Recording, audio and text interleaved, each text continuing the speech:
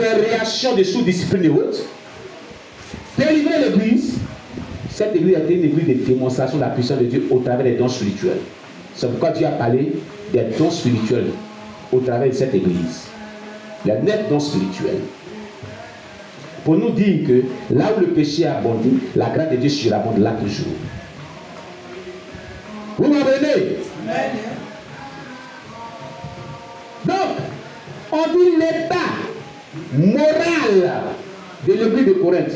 Donc, ils n'avaient pas une bonne moralité. Une église, hein, dite sainte, qui n'avait pas une bonne moralité.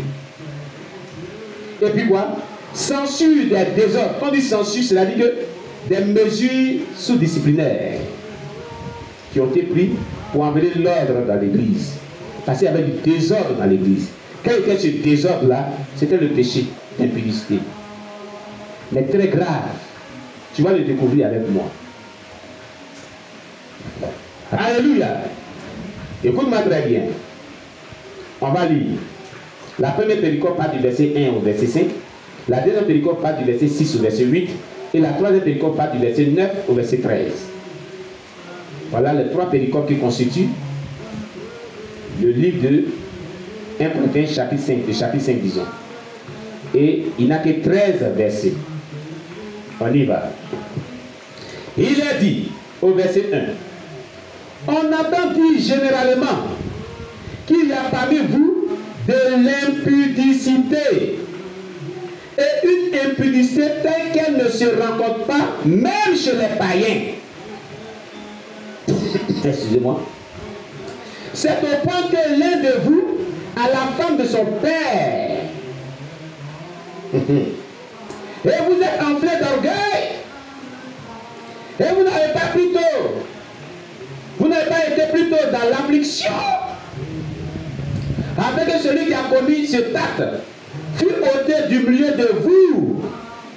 Pour moi, absent de corps, mais présent d'esprit, j'ai déjà jugé, comme si j'étais présent, celui qui a commis un tel acte au nom du Seigneur Jésus, vous et mon esprit, étant assemblés avec la puissance de notre Seigneur Jésus, qu'un tel homme soit livré à Satan pour la destruction de la chair, afin que l'esprit soit sauvé au jour du Seigneur. Verset 6 à 8, deuxième péricope. C'est bien d'accord que vous glorifiez. Ne savez-vous pas qu'un peu de levain fait lever toute la pâte? Faites disparaître le vieux levain, afin que vous soyez une pâte nouvelle, puisque vous êtes sans levain, car Christ notre Pâque a été immolé. Célébrons donc la fête, non avec du vieux levain, non avec un levain de malice et de méchanceté, mais avec le pain sans levain, de la pureté et de la vérité. Verset 9 à 13. Je vous ai écrit dans ma lettre de ne pas avoir des relations avec les impudiques, non pas d'une manière absolue, avec les impudiques de ce monde, ou avec les cupides et les ravisseurs, ou avec les idolâtres. Autrement, il vous faudrait sortir du monde. Maintenant, ce que je vous ai écrit, c'est de ne pas avoir des relations avec quelqu'un qui se nomme frère est impudique, ou cupide, ou idolâtre, ou outrageux, ou ivrogne, ou ravisseur. De ne même pas manger avec un tel homme. Qu'ai-je en effet à juger ceux du dehors? N'est-ce pas ceux du dedans que vous avez à juger? Pour ceux du dehors, Dieu les juge. Ôtez le méchant du milieu de vous. Amen. Amen. Voilà tout le chapitre 5 de 1 Corinthiens, chapitre 5. Maintenant, des assemblées chrétiennes où la discipline est pratiquée comme une chasse à sorcière dont je dénonce toujours, ils se basent sur le verset 11 seulement. Et ils disent que Dieu a dit dans la Bible dans le verset 1 de 1 Corinthiens chapitre 5. Maintenant, ce que je vous ai écrit, c'est de ne pas avoir des relations avec quelqu'un qui, se nommant frère, est impudique. Il s'arrête sur impudique. Il n'écrit pas la suite. Cupide, idolâtre, outrageux, ivrogne, ravisseur, de ne même pas manger avec un tel homme. Mais pourquoi quand les gens sont ivrognes, vous ne les mettez pas sous discipline pour agir de la sorte? Hein?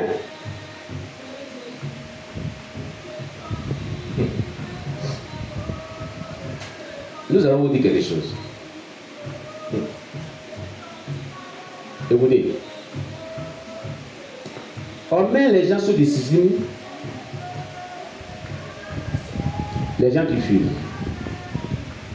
Les gens qui commettent l'impudicité. Qui ayant connu le Seigneur déjà, sont responsables.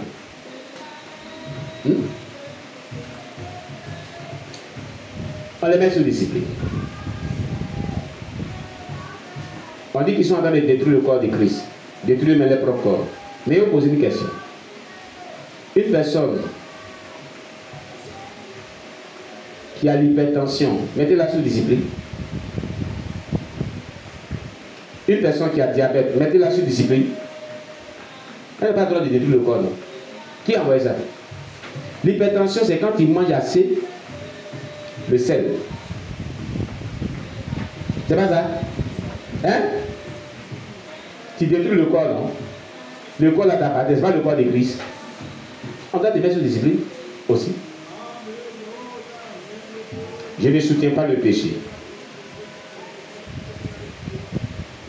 Personne qui consomme beaucoup le sucre. Le taux de glycémie est monté. On va la mettre sous discipline aussi. Elle détruit le corps, non? Que le temps du Saint-Esprit. N'est-ce pas? Elle mérite qu'on la mette sous discipline. Quelqu'un qui a commis l'impudicité détruit le corps de Christ. Souille le corps de Christ. On me la met sous discipline, non? Attention. Maintenant, examinons le test.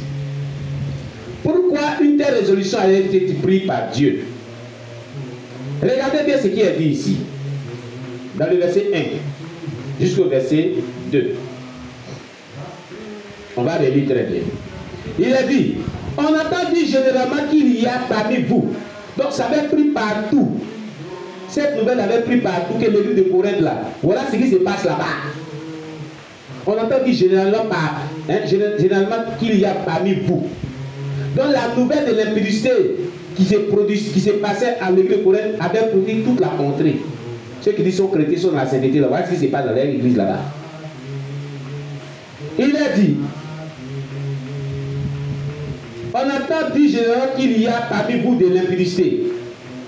Et une impudicité, donc une impudicité qui est différente de toute impudicité. Une impudicité qui est très différente. Vous comprenez?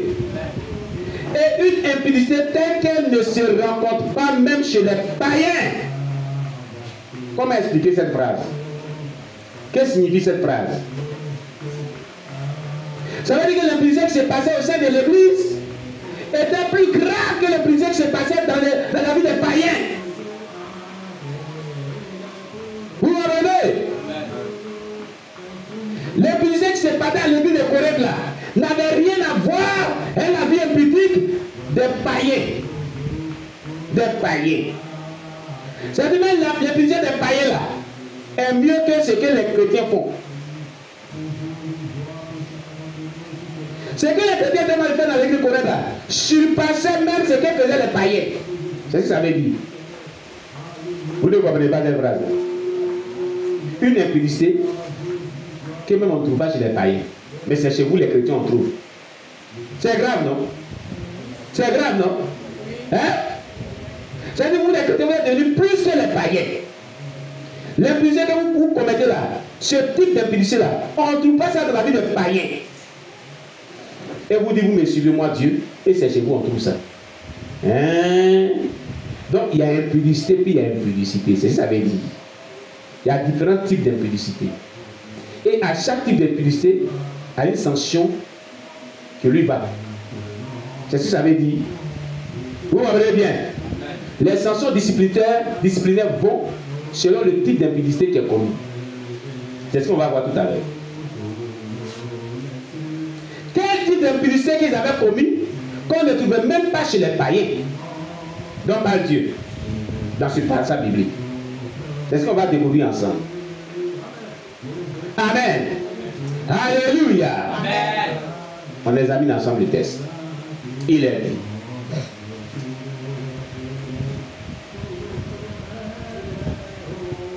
Je reprends.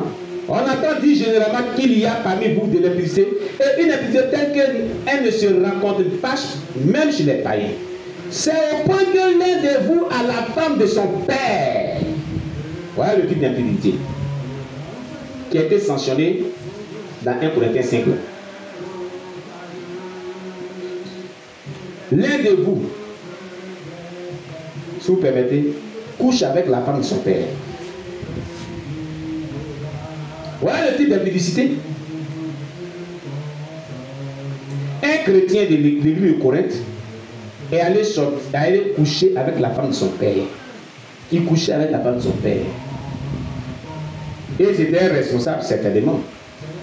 La Bible ne mentionne pas cela, mais on sanctionne sous discipline des gens qui sont responsables, qui ont une responsabilité, qui commettent l'impudicité.